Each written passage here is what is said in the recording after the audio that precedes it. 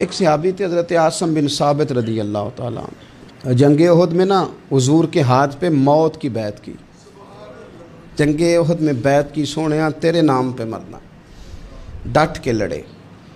سلافہ بن سعد کے 2 بیٹے بدر میں قتل کیے انہوں نے۔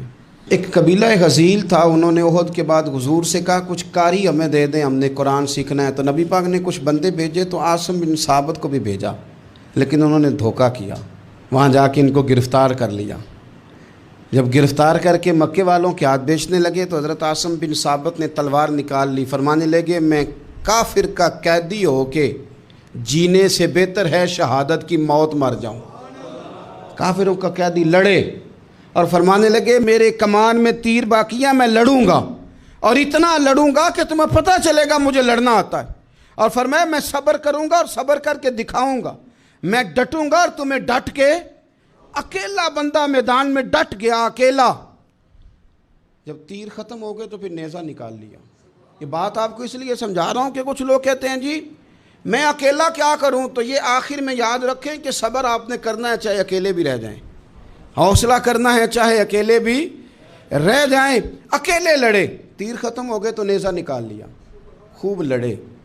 اب اس نے قسم کھائی تھی کہ میں نے ان کی کھوپڑی پہ معاذ اللہ کھوپڑی منگانی ہے، سار منگانا ہے، اور یہ جو لے جا رہے تھے دھوکے کے ساتھ یہ بھی بیچنے لے جا رہے تھے۔ تو جب تھک گئے نا اور چاروں جانب سے جسم میں تیر پہ وسط ہو گئے تو دعا مانگی۔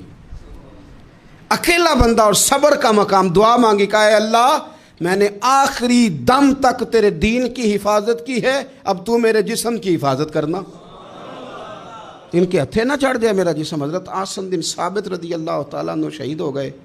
کافر قریب گئے جسم پکڑنے کے لیے، گرفتار کرنے کے لیے، سر کاٹنے کے لیے، تو شہد کی مکھیاں آ گئیں، پورے جسم پہ قبضہ کر لیا۔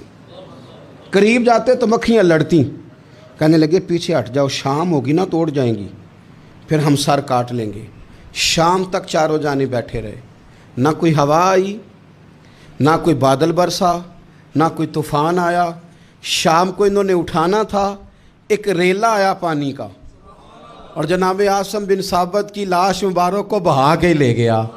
میرے رب نے اس میدان میں بھی یہ بتلایا کہ جو صبر کرے نا رب اس کے جسم کی بھی حفاظت فرمایا کرتا ہے، کہ جسموں تک کی آخری دم تک اللہ کی مدد ان کے سامنے حال رہتی۔